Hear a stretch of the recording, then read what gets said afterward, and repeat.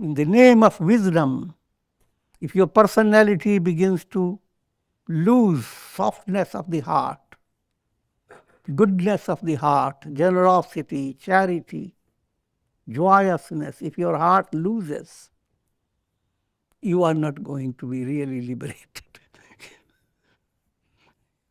Intellectually, you may become very conceited, but liberation will not be possible. It's only in the state of absolute joyous love that ego dies.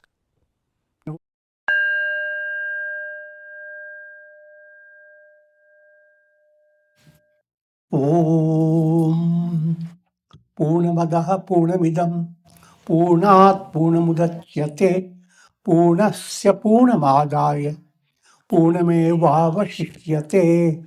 Om Shanti Shanti Shanti. Om Brahmanandam Param Sukhadam Kevalam Jnana Murtim Dvandvatitam Gagana Sadrisham Tattvamasyaadi Lakshyam Ekam Nityam Vimalamachalam Sarvadhi Sakshi Bhutam Bhavatitam Trigunarahitam Sadgurum Tam Namami. Om. Adorations to Sadguru, who is Brahman, the giver of supreme bliss, embodiment of pure consciousness, one without a second, vast as the ether, infinite, eternal, beyond the three gunas and their modifications, the supreme preceptor. Yoga Vasistha Upasama Prakarana, section 36. Prahlada continues to offer adorations to the Lord. Lord, in this context, is Lord Vishnu, Hari, sustainer of the universe. And Prahlada is the ideal devotee of God.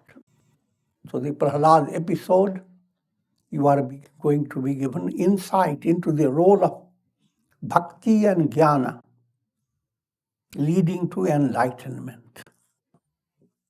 Prahlada is bhakti, but at the same time, Prahlada of Yoga Vasistha is absolute jnani. Now you hear in the words of Prahlada himself. O my soul, you have discovered your essential nature.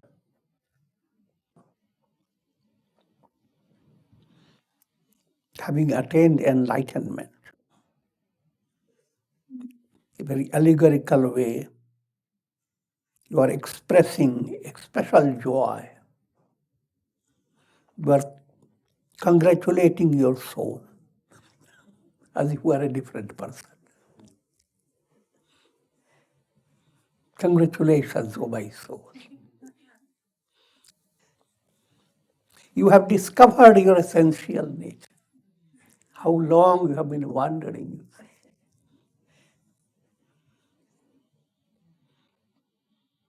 You have given up pride, anger, hate, crookedness.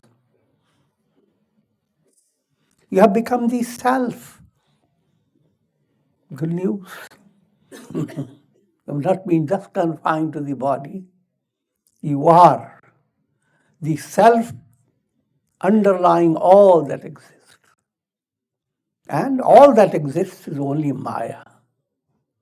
You can always congratulate the desert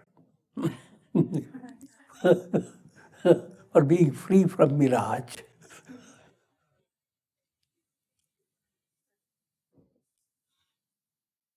How can you ever fall under the sway of gunas? Sounds like a wonder. Remember again and again the humiliated state that you brought upon yourself through ignorance, scolding a little, and implying that now it will not happen again. As long as your knowledge is not in the level of enlightenment, you may go on to better condition, better birth, but ignorance continues. And therefore, allow your mind to have repeated affirm understanding. One day you have said, understood, all is illusion. That's not enough. Every day, before you take your breakfast. I'm joking, but your mind has to again and again come to that type of affirmation again and again and again. Now, why should you do that? Remember all the humiliated states you have suffered from.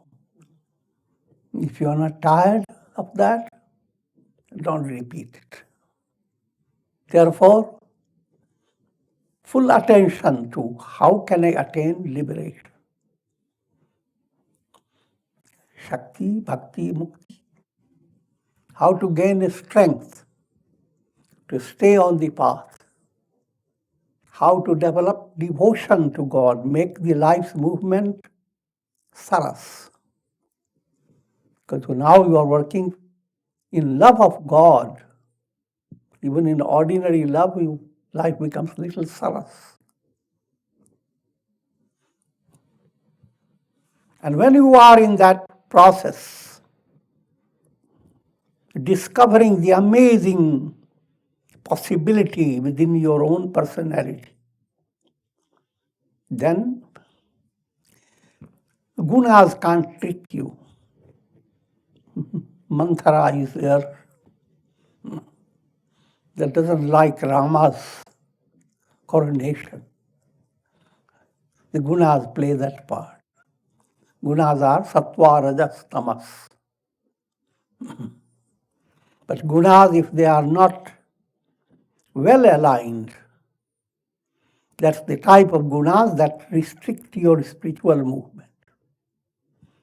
Well aligned means if the gunas don't stay straight,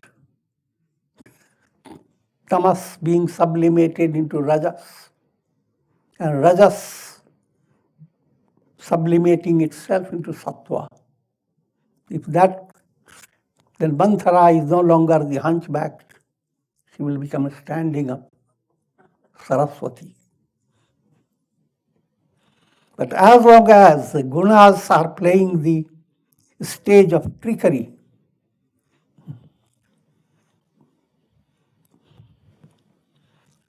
tamas is creating tamas, inertia. Rajas is creating amazing distractions in your mind. And sattva is creating the illusion that you can gain happiness in the world, leading your mind to bhoga, enjoyment. The same Prakriti now is working in a deceitful manner. So your soul will go on, Prakriti will go on giving you body after body. So therefore remember that in the corner of your mind. Now having inquired into the nature of your essential self, having taken recourse to the quest of who am I, he's talking to the soul, congratulating it, that you soul, you have done all this. May you laugh at the ways of the world, but don't go into the past memories with a shocking mind. Go into the past memories with a laughter. It's like you get out of a troubled dream, and if you are healthy, you don't stay troubled. You begin to smile. Oh, that was only a dream. I ate tons of cream. But it was only a dream.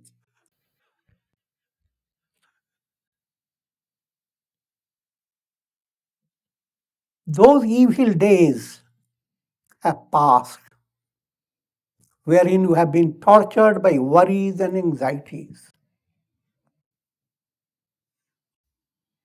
All this. You are being given insight into the state of liberation, contrasted from all you have experienced in this life and countless lives.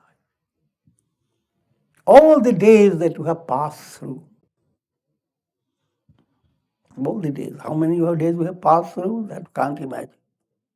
But if your mind thinks only of this embodiment, that's enough for the mind to have spiritual food for thought. How many times you have been tortured by worries and anxieties. But now you abide in the body even as an emperor, not ordinary emperor, one whose desires are ever fulfilled. That's the state of enlightenment. If you are not enlightened, you are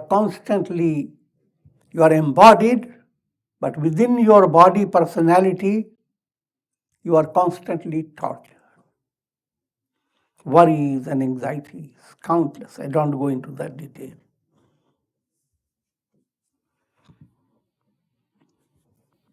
As if your soul can be easily grabbed and grasped. Now you cannot be grasped by the miseries of the world. Previously, miseries, when you are not enlightened, every little misery gave you a good slap. And you suffered from injury.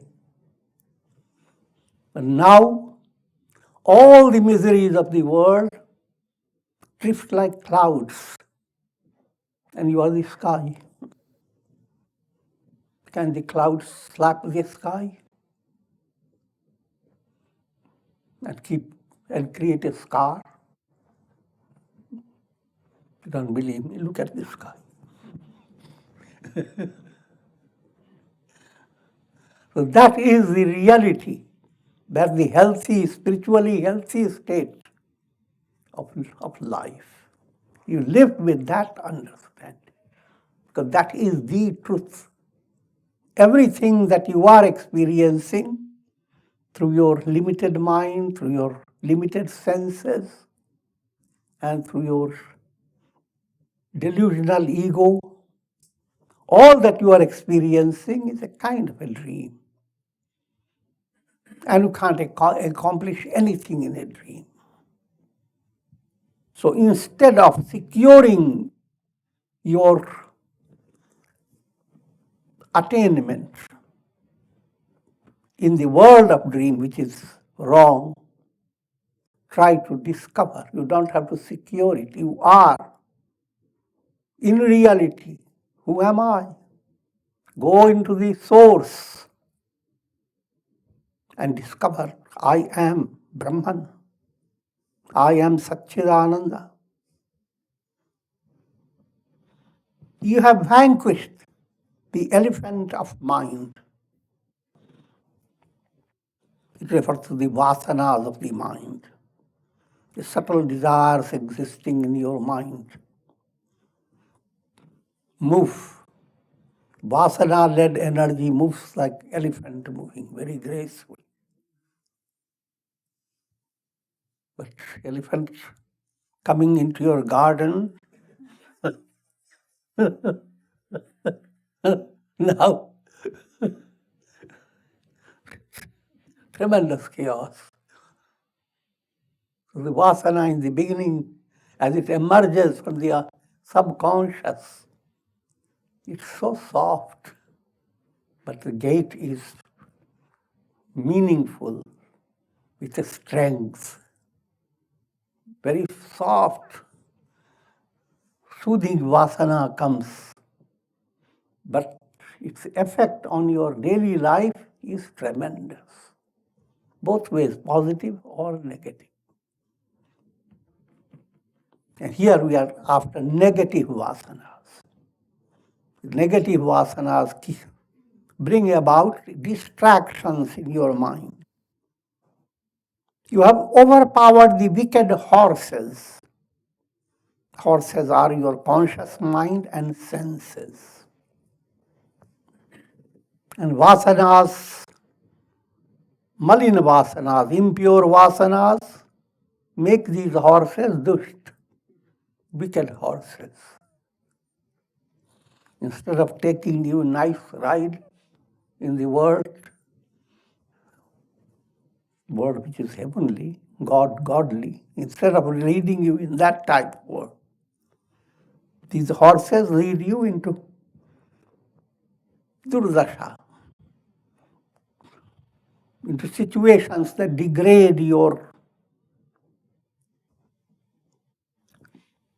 personality. You have defeated the enemies in the form of sense objects. Once you have mastered, once you have experienced rasa of divine love, when the bhakti has entered your heart, and a little delight of that love, so great that once you have tasted it, your mind will not go after visaya-ras. Visaya-ras is pleasures, eat, drink, be merry. This doesn't mean that when you move towards enlightenment, you neither will eat, nor will drink, nor you will have any happiness. It doesn't mean that. But your goal is not in that level. Once you deep down you have developed a clear understanding, you don't want to be born again. When that understanding has developed, you are not going to be trapped by sense objects. Visaya-vasana is Surpanakha in the Ramayana. The demoness who comes to Rama, Lakshmana, who were in the forest, and Sita was also there. And tells Rama, I have never seen a person so handsome like you. And good news, I am the handsome, most beautiful person in the whole world. But she's an ugly monster. Puts a disguise, a demoniac magic. Yeah, that's very handsome, beautiful. So that's similar. That visaya-vasana. What did Lakshmana do? Chopped up her nose and also ears. So, towards objects of pleasure, your ears are not always looking for someone to tell what are the things selling in the market, especially laddus and pakoras, jalebi.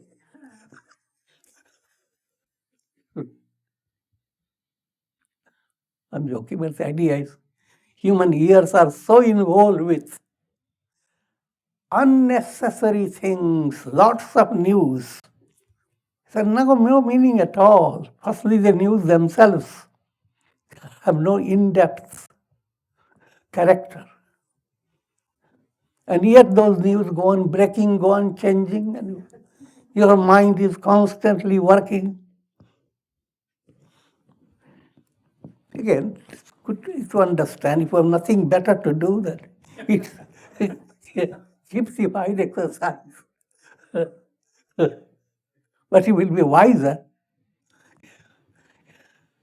if you have your ears and your nose. Nose smells. It's a subtle touch of, you know it without even going through sense perceptions. Satsanga should become tuned to your nose. And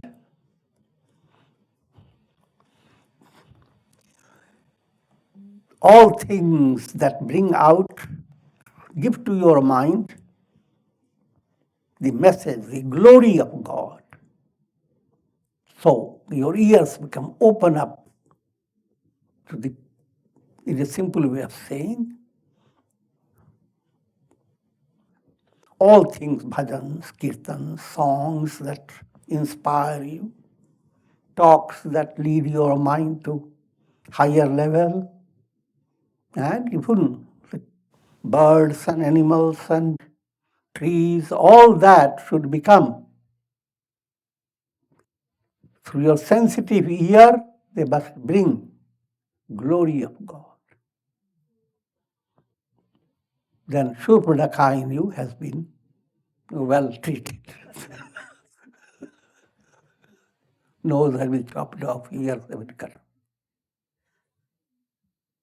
And your soul is waiting for ultimate goal, destruction of ignorance, that's Ravana, that's in the Ramayana.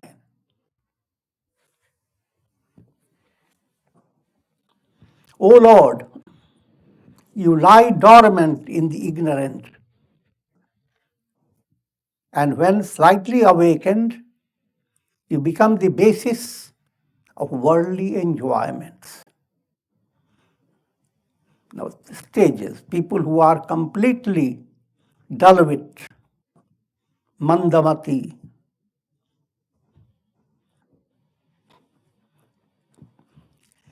they go after perversions. Simple perversion, going after the drink, and getting addicted to smoking, drinking, and drugs, and so forth. Another addiction, terroristic philosophy. Heroism lies in how much they can hurt others. A demoniac mind. So, the same consciousness, which is God, Brahman,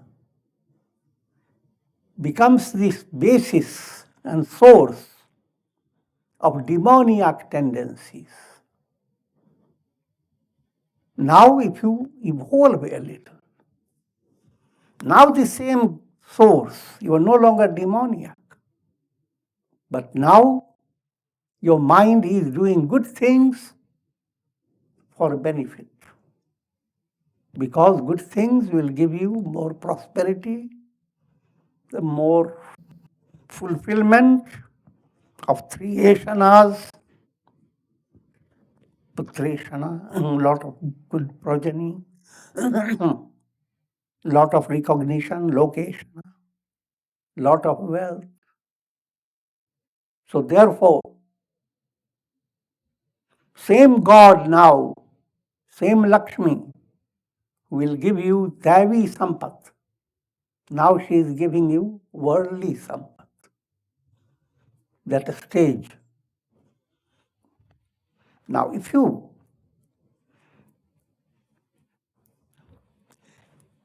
continue to have a right movement, Sanmarg, then God will not allow you to stay happy with worldly enjoyment. God will play trickery. And so,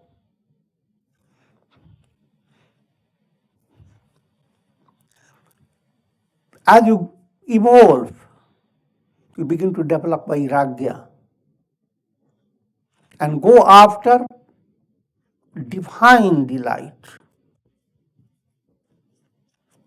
Delight coming out of seeing your anger sublimated, your burden of your ego lightened by humility, seeing that all the worries that you hold is being handled by the divine train.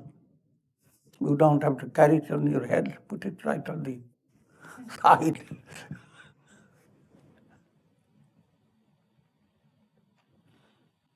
And you don't need anything. Essentially, you are one with God. Essentially, you are Brahman.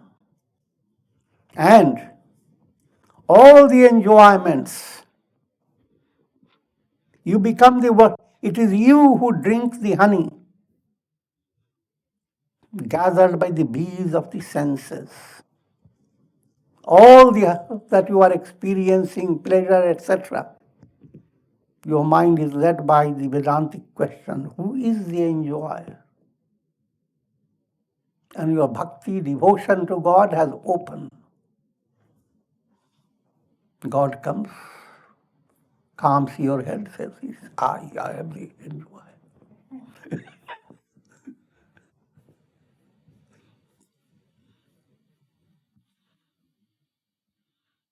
Now, what happens if that type of vision enters? All this Prahlada is bringing out in Yoga Vasistha artistically. Valmiki is giving this teaching in the form of dialogue between Prahlada and his own soul. You don't take it literally because nobody recorded it.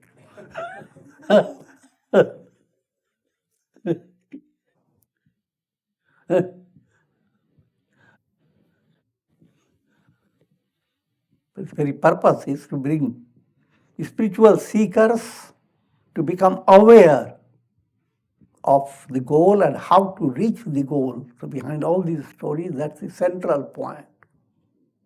Continuing his dialogue with his soul, Prahlada says, you are the fragrance in the flower of the body.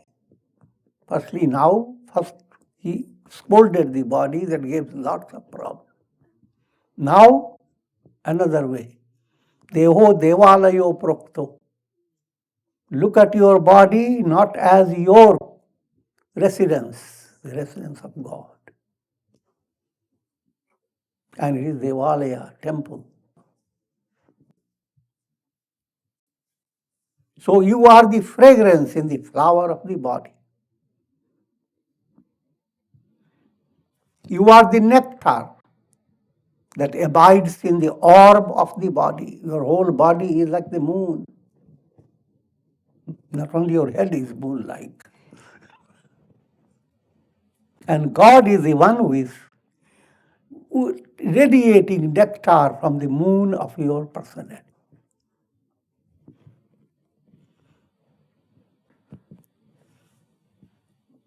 Just as sap permeates the trunk, branches, and leaves of a tree, in the same manner, you permeate the body. The entire body being the temple of God. Where is his shrine? Where is he located? God is from toes to the head, the entire body permeated by God. You referring to God. Prahlada is talking to the soul. Soul has become enlightened. Now when he using you term, he using it with that understanding, that revelation, that soul is essentially Brahman.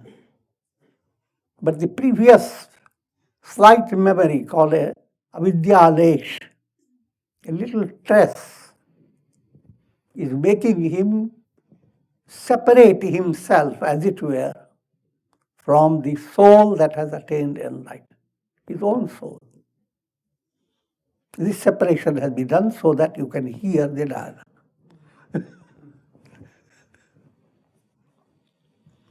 Now, to understand that point, think of yourself experiencing a dream in a dream world. In the dream world, you are seated on a chair and your body is complaining. And you find your body hit by a car. Your legs are aching, your arms are aching, and whole body. But higher news, you are lying on the bed. You have nothing, you are completely free. And You are the one permeating everything of your dream. Not only your body with injury or whatever, but you are permeating the whole world of your dream. In your dream, you are looking at the sky. Where is that sky? Your own consciousness. You are looking at things. You are looking at past, present, and future. Entire world of your dream is permeated by your own consciousness. Use the same understanding. The entire world you are experiencing, and all the history you read, and all the geography you read, and astronomy you read, all is being done through your brain and nervous system. iPad.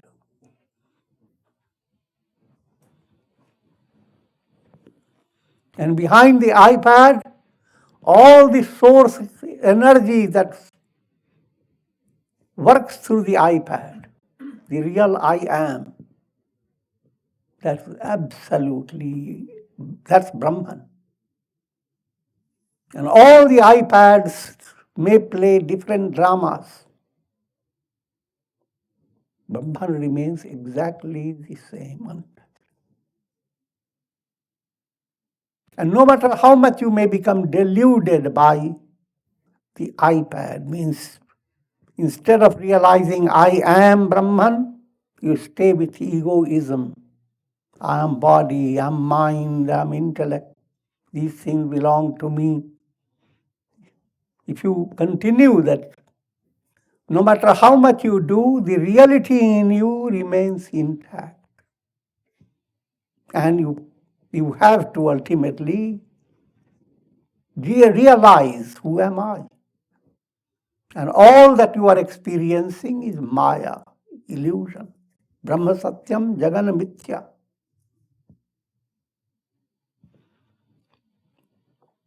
This being so, that Brahman must be brought into your heart as source of infinite love. You should not allow your mind to have a mathematical approach to Brahman to begin with. Begin with and end with is with your heart. Mathematical precision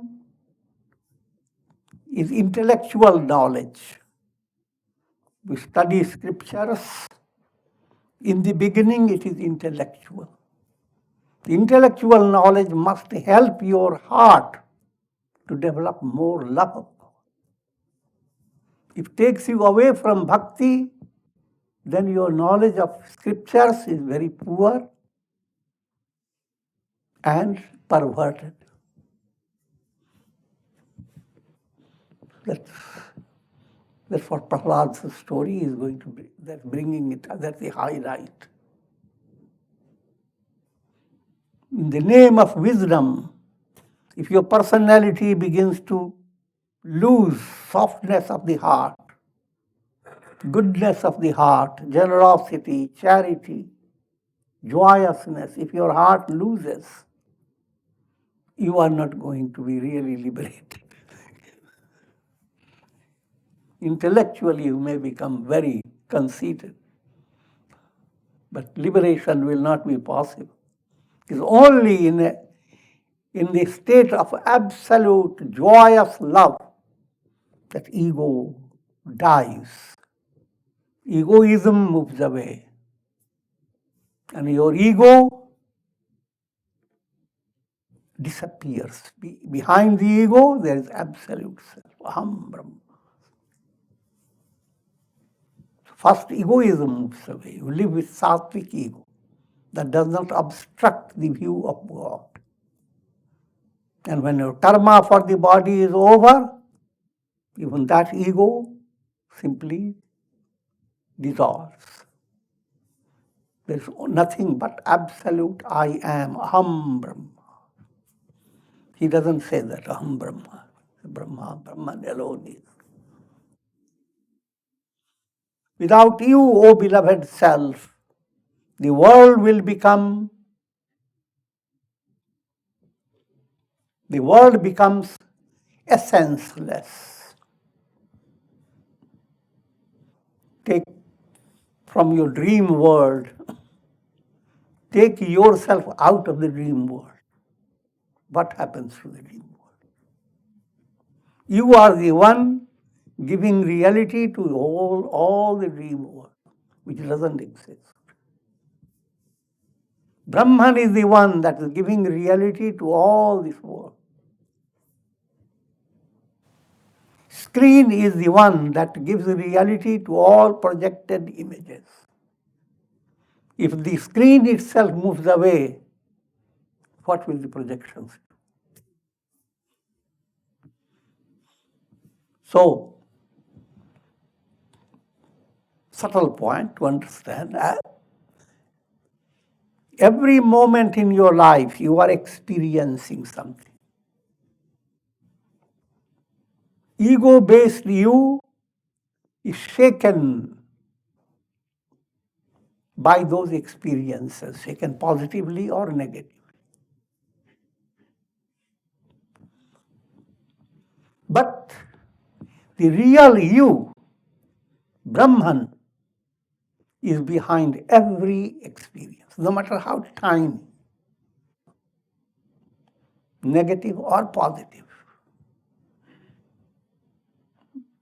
Behind, no matter what you have been dreaming, even a roach of your dream is you. And the mountain in your dream is you. The mind is suffering from misery, sorrow, over something. But all that energy is Brahman. And same mind that is experiencing immense power and glory is also the same Brahman. Brahman is the reality, not just for big mountains, but for every little thing. All that you experience. Every cell in your body, every breath that you breathe. All is, behind all there is Brahman. But this realization needs your sadhana. But the understanding of this is a very important point that creates a focus where you have to go. When you shine in the function of pure intellect, the darkness of ignorance is dispelled. This is the technique of attaining enlightenment.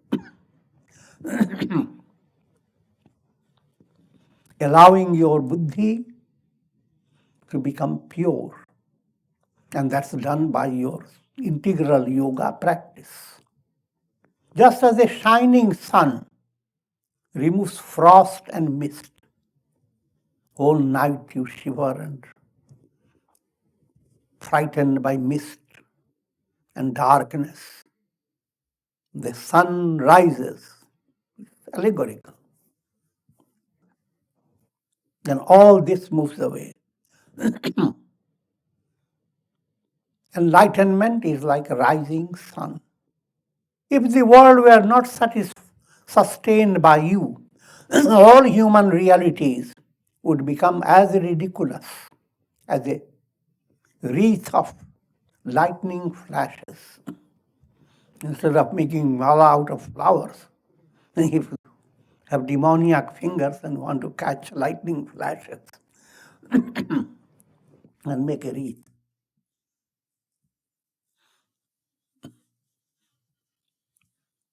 That will be a ridiculous job. If God is not behind this creation, this intending to point to those who believe that how can God exist? God doesn't exist. It's just nature has created all that. If you do that, you must understand it's as ridiculous as a wreath of lightning flashes. But sustained by you, God, the Atma, is talking to his enlightened soul. The objects appear to be of value and significance to the soul. Every little thing that you handle becomes a puja. If you are doing worship, candle becomes important. Matchstick becomes important. Incense becomes important. Prayers become important. What gives importance to all this? God. In simple way to understand, that behind your life and your dealing with the world, the purpose is realization of Brahman. If this purpose is not there in your life, you are living in a ridiculous manner. You know that you cannot really secure anything, but it doesn't bother you until the time comes at 80, 90, and then you don't know how to handle it.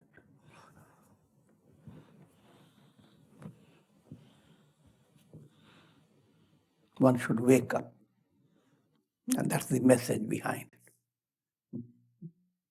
Make your life spiritually enriching.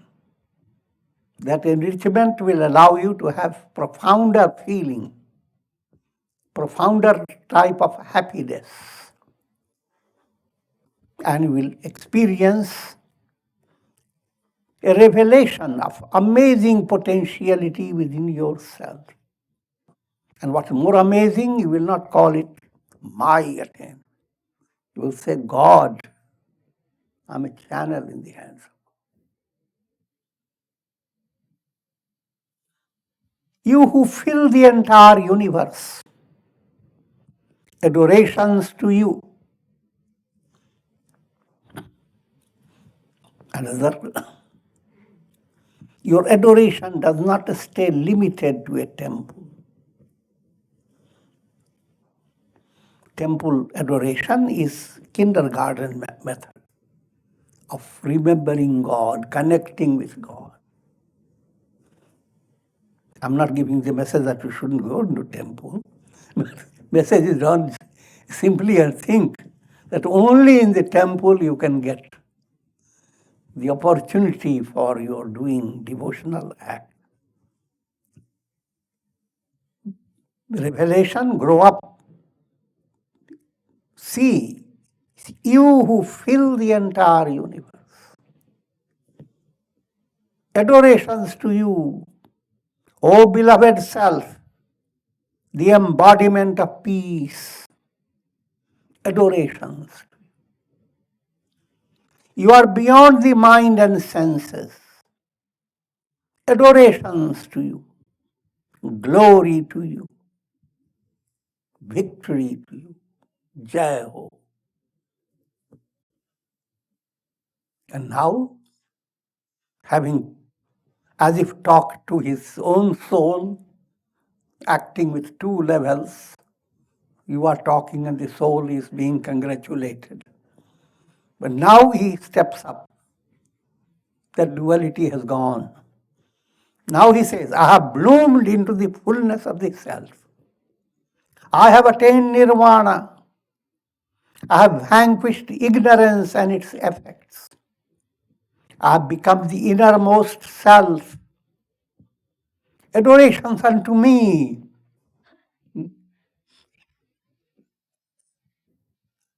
Who are Brahman, the Absolute. Adorations unto me, who am ever free from birth, death, and all miseries of the world, and who am ever immersed in supreme bliss. I am Satchidananda, absolute existence, absolute awareness, absolute bliss.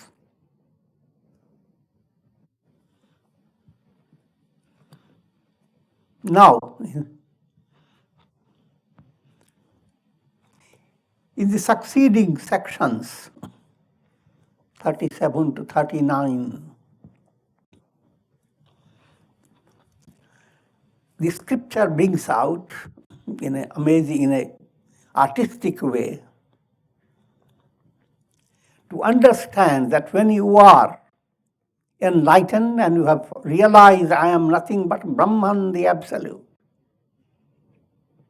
you should not fall into the trap of getting into a kind of trance where whole body becomes just static.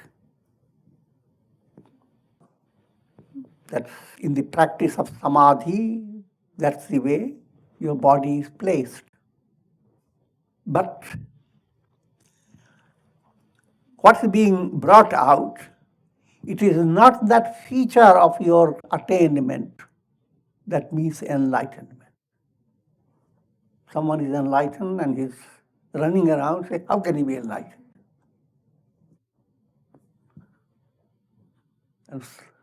And here's a yogi that has not gotten up for a few days. Bears don't get up for 6 months. They're called yogis.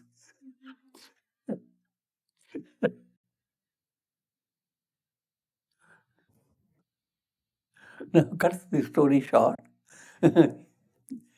Enlightenment should not be viewed as becoming static in body and mind. Enlightenment has to be viewed as, if you have blossomed, it must express, waft its fragrance. Vasantavat lokahite charanta. You have attained enlightenment, you have brought a spring season. And if you have brought a spring season, it's going to create tremendous inspiration, enrichment, progress all around you automatically. You don't have to go after it with detail. Your goodness never remains a selfish attainment. It touches the heart of many. Not a single wave can rise unless many other waves are lifted up. That point Lord Vishnu brings. Sage Vasistha continued, O Rama, King Prahlada continued to reflect upon the nature of the self until he passed into nirvikalp samadhi. He became like a painted picture and remained immersed in this state for a very long time. This is a dramatization. If he had attained enlightenment, he wouldn't have done that. But this is to show to aspirants, to make them understand that enlightenment doesn't mean you simply stay stuck in one position. And Lord Vishnu now comes to help Prahlada not to stay in one position like a painted picture, but continue to perform his duties as a king without losing that awareness, I am Brahma. And rather understanding the world you are working with is Brahman. So Brahman is not only you have found internally the source of your senses, the source of your mind, the source of your ego, but Brahman is behind all objects of the world. Any object has names and forms, and behind the names and forms, Brahman is the reality behind all. This you have to figure it out. Simple way to understand, if you are a student of mathematics, when you describe any object,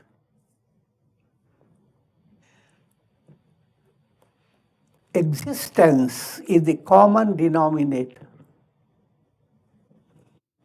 I'm suffering from pain. Pain is. Now I'm happy. Oh, happiness is. I have found my pen. This is. presence.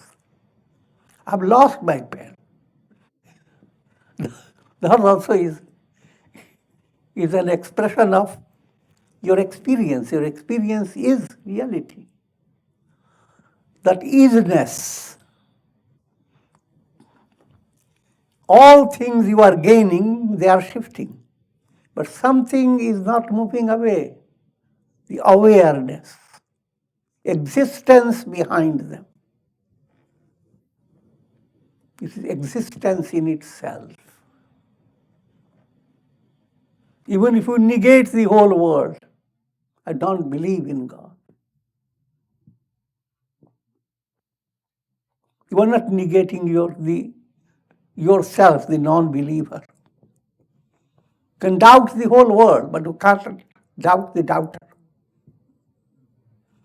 So something that you cannot efface, that is Brahman. Brahman is Sat. And Sat, to understand more perfectly, it is awareness. And complete awareness is absolute joy. Sat, Chit, Ananda, these are just synonyms. And that's what you are. Because you are the one who created the problem. What am I to do with this miserable world?